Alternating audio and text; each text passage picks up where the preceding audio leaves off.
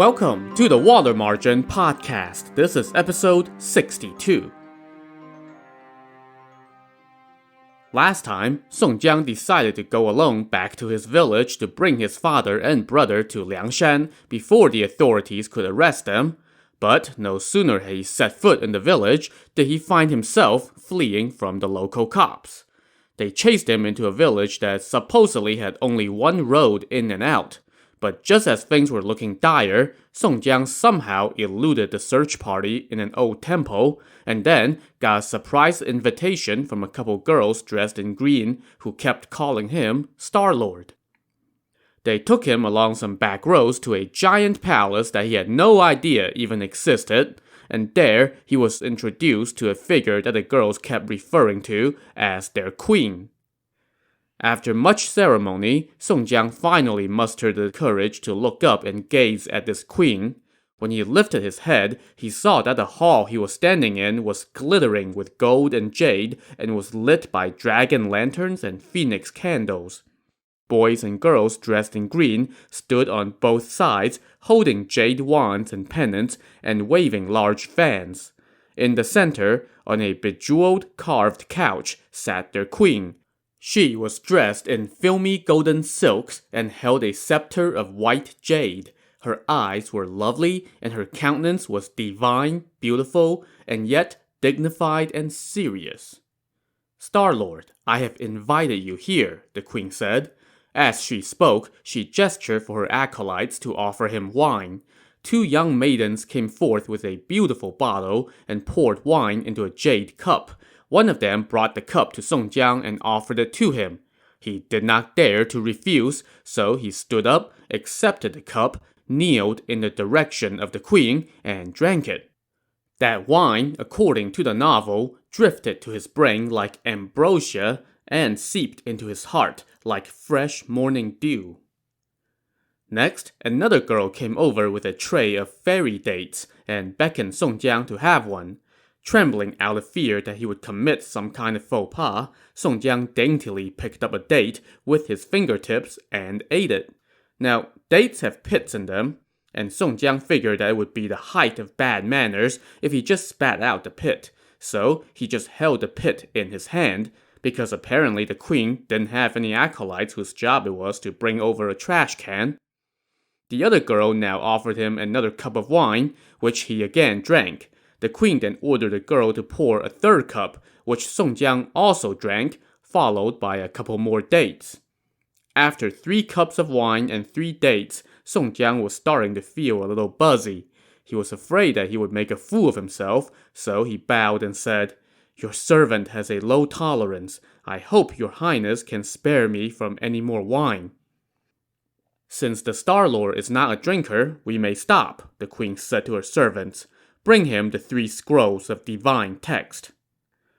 One of the servants went behind a screen and returned with a jade platter on which sat 3 scrolls wrapped in yellow cloth. They were about 4.5 inches long, 2.5 inches wide, and 2.5 inches thick. As the servant presented him with the scrolls, Song Jiang did not dare to open them. Instead, he bowed, received them, and stashed them in his sleeve. "Star-Lord Song," the queen now said, "I hereby bestow upon you these 3 scrolls of divine text, so that you may commit yourself to carrying out heaven's decree, serving the emperor with complete loyalty, assisting the state, protecting the people, expelling evil, and pursuing justice. I also have 4 lines of divine guidance that you should keep with you. Never forget them, and never reveal them to another." Song Jiang bowed again, and the queen spoke these 4 lines. "Great joy follows when you find lodging. No danger threatens when you meet the heights. In lands to both north and south, will you achieve most wondrous acclaim." Song Jiang bowed again upon receiving those lines, and the queen told him, "Because your heart was not yet pure, nor your duties done, the Jade Emperor of Heaven banished you to earth temporarily. You will reascend to heaven before long, but do not let up in the slightest. If you commit new sins and are condemned to hell, even I would not be able to save you. You should frequently study those 3 scrolls and familiarize yourself with them. You may only show them to the knowledge star, no one else. Once you have completed your service, burn them and do not allow them to remain in the earthly realm. Remember my instructions. Today I am divine and you are mortal, so I cannot keep you here long. You must go back now, quickly. She then told her servants to take Song Jiang back before turning to him once more and saying, "We shall meet again in the divine towers of gold and jade." Song Jiang thanked her and followed the girls in green dresses again. They descended the steps leading away from the hall, exited the palace gates, and returned to the stone bridge they had crossed on the way here. As they walked across the bridge, the maid said to him, "Star-Lord, you have suffered quite a fright. If Her Highness had not saved you, you would have been captured already. But when it becomes light out, you will escape this calamity." "Oh look, there are 2 dragons wrestling in the water."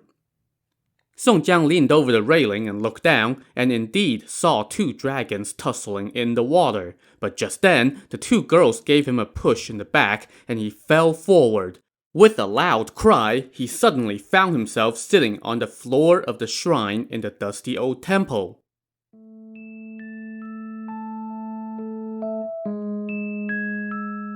So, what the heck was that? Did Song Jiang just inhale some wacky incense while he was hiding? As he got to his feet, he judged by the position of the moon that it was after midnight. Suddenly, he felt something in his hand. He opened his fist and saw 3 date pits in his palm. Okay. Then he reached in his sleeve, and lo and behold, he pulled out 3 scrolls of divine text. Meanwhile, he could still taste the lingering fragrance of wine in his mouth. This is getting curiouser and curiouser. What a strange dream, he thought to himself. It was like a dream and yet not a dream. If it was a dream, then how do I explain the scrolls, the taste of wine, and the pits? Besides, I remember every word that was spoken. But if it wasn't a dream, then how did I fall into the shrine? The answer's obvious. The spirit here must be very potent and was manifesting itself. But which spirit was it? As he pondered, he lifted the curtain of the shrine and looked in. In a chair with 9 carved dragons sat a beautiful female statue that looked just like the queen he had met. She called me Star-Lord, Song Jiang thought. I must have been an uncommon man in my previous life. These 3 divine scrolls will no doubt be of use, and I still remember her 4 lines of divine guidance. The girls in the green dress said I would escape this calamity when it gets light out. It's starting to get light out now, so let me go outside and see. Feeling around in the dark, he retrieved his short wooden staff, tidied up his clothes, and left the shrine. As he made his way out to the front of the temple, he looked up and saw an old plaque with golden characters that said, "Temple of the Mystic Queen." So, the Mystic Queen is a mythological figure from the Taoist canon. Her name has also been translated as the Dark Lady or the Mysterious Lady. She is the goddess of war, sex, and longevity.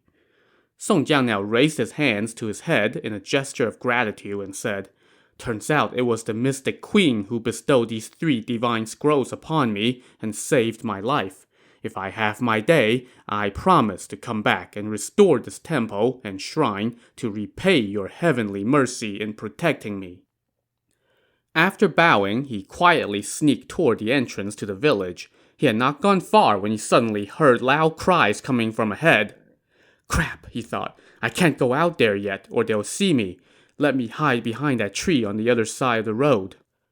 He had barely taken shelter behind a tree when he saw several local militiamen running by, gasping for air and dragging their weapons behind them. They were all shouting, "Oh God, save us!" Well, that's strange, Song Jiang thought to himself as he looked on. They were waiting by the entrance to the village for me to come out so they can catch me. What are they running in here for? Just then, another man ran past. This was Zhao Neng, one of the two constables who were leading the soldiers that had chased him into this village. As he ran by, Zhao Neng was crying, "We're all done for!" Why is that knave panicking? Song Jiang thought. A second later, he had his answer. Right behind Zhao Neng came a big man. He was stripped to the waist, exposing demon-like muscles, and he wielded two big war axes. "Bastards, don't run!" this guy shouted. Wait, was that... Why, yes, I do believe that was Li Kui, the Black Whirlwind. Am I dreaming? Song Jiang thought, but he did not dare to reveal himself yet and just kept looking on in silence. He watched the constable Zhao Neng run past the temple. Suddenly, Zhao Neng tripped on the roots of a tree and fell flat on his face. Before he could even recover, Li Kui had caught up to him, stepped on his back with one foot, and raised his axe. Just then, two other men were rushing onto the scene, both with broad-brimmed felt hats hanging on their backs and long-handled broadswords in their hands. Both were chieftains from Liang Shan. One was Peng, the golden wings brushing against the clouds. The other was Tao Zongwang, the nine-tailed turtle. In case you forgot, Song Jiang and company encountered them and their bandit buddies on the way to Liang Shan 2 episodes ago, and they all joined the gang. And now they were here, obviously to rescue Song Jiang. Li Kui figured it won't do anyone any good if they had to squabble over who killed which enemy, so he quickly brought his axe down on his foe's back, cutting Zhao Neng in half and splitting his chest open. He then chased away the rest of the militiamen, but even now, Song Jiang still did not dare to show himself. By now, 3 more chieftains had appeared: Liu Tang, the red-haired devil, Shi Yong, the stone general, and Li Li, the life-taking judge. The 6 heroes regrouped and said to each other, "We have chased away the soldiers, but there is no sign of Brother Song. What should we do?" Just then, Shi Yong, the stone general, shouted, "Hey, there's someone behind that pine tree!" Only now did Song Jiang step out and say, "Brothers, thank you all for saving my life yet again. How can I ever repay this great debt?" "Oh, I don't know. Maybe you could have done the sensible thing and taken a few of us with you in the first place?" Anyway, the chieftains were delighted to see him, and 2 of them ran off to inform their leader, Chao Gai. While they waited for the rest of the gang to show up, Song Jiang asked Liu Tang, the red-haired devil, how they knew to look for him here. Liu Tang told him, "Brother, right after you left, Chieftain Chao and Professor Wu were so worried that they sent Daizong to follow you and find out your whereabouts. Even then, Chieftain Chao could not rest easy, so he personally came with us to back you up, just in case. We ran into Daizong on the way, and he said that 2 scoundrels were after you. Chieftain Chao was furious. He sent Daizong back to Liang Shan to mobilize our forces. They left Professor Wu, Priest Gongsun Sheng, and a few other chieftains to guard the stronghold. Everyone else came to look for you. We heard someone say, 'We chased Song Jiang into Circular Road Village.' So, we killed every last one of the soldiers guarding the entrance, except for the few that fled into the village. Brother Li Kui chased after them, so we all came in too. We didn't expect to find you here." Just as they were talking, the rest of the cavalry arrived, led by Chao Gai, Hua Rong the archer, Qin Ming the fiery thunderbolt, and so on and so forth. After everyone exchanged greetings, Chao Gai gave Song Jiang the "I told you so" speech again, to which Song Jiang replied, "I could never rest easy worrying about my father, so I had no choice but to come." "I've got good news then," Chao Gai said. "I have already had some chieftains escort your father, brother, and the rest of your family to Liang Shan." Song Jiang was ecstatic and bowed to Chao Gai, saying, "Brother, with such immense kindness from you, I would die without regret." Everyone then got back on their horses and left the village. As they departed, Song Jiang again raised his hands to his forehead and made a gesture of gratitude toward heaven, thanking the spirits for their divine assistance and promising to return someday to pay his respects again.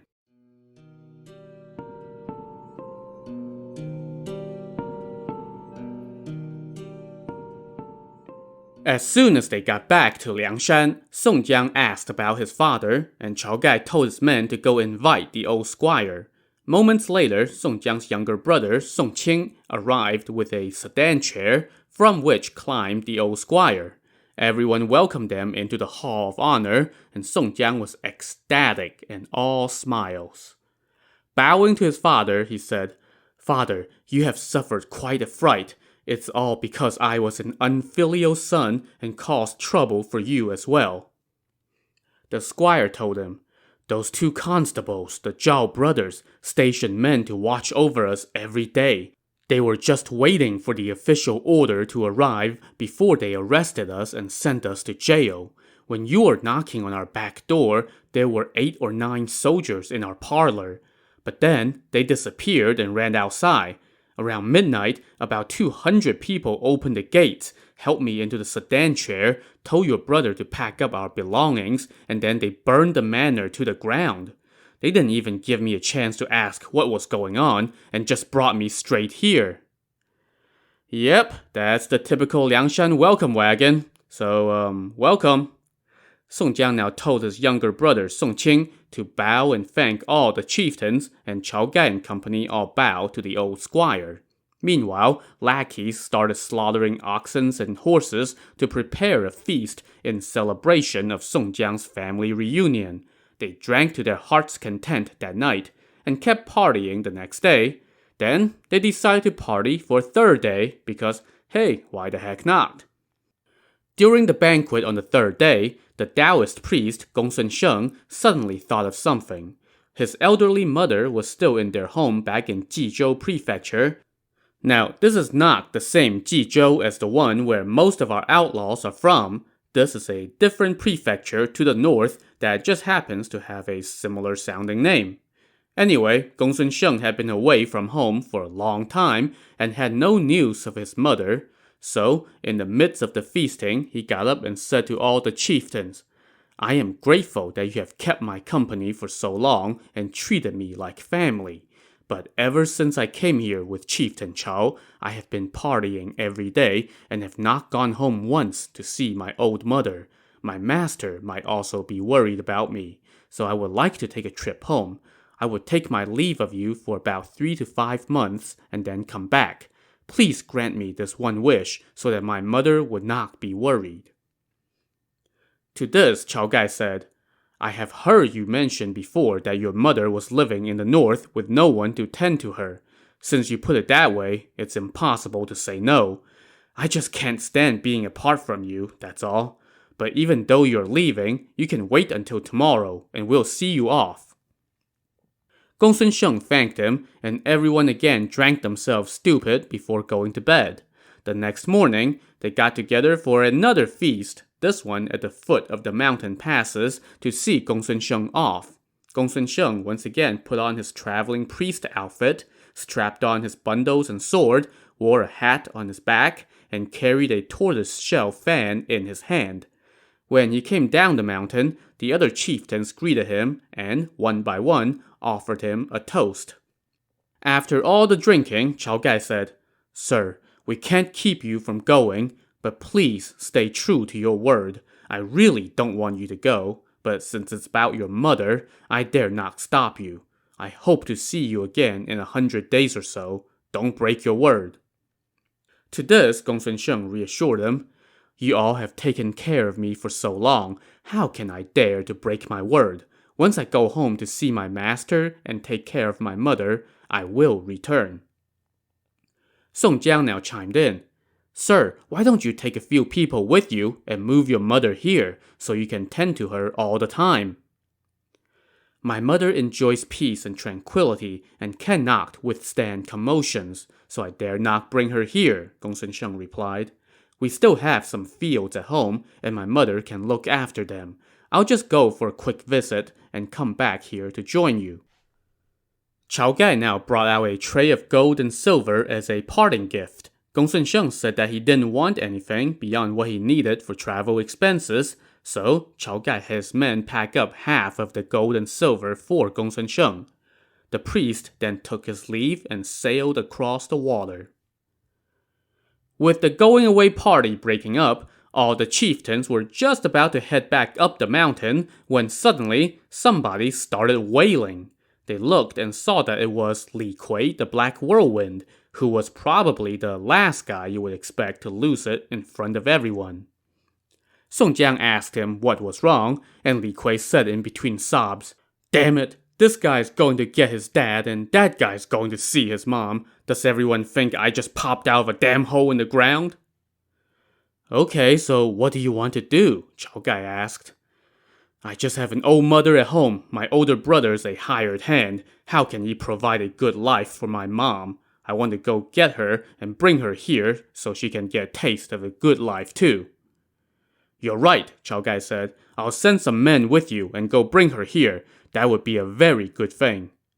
"No, that won't do," Song Jiang objected.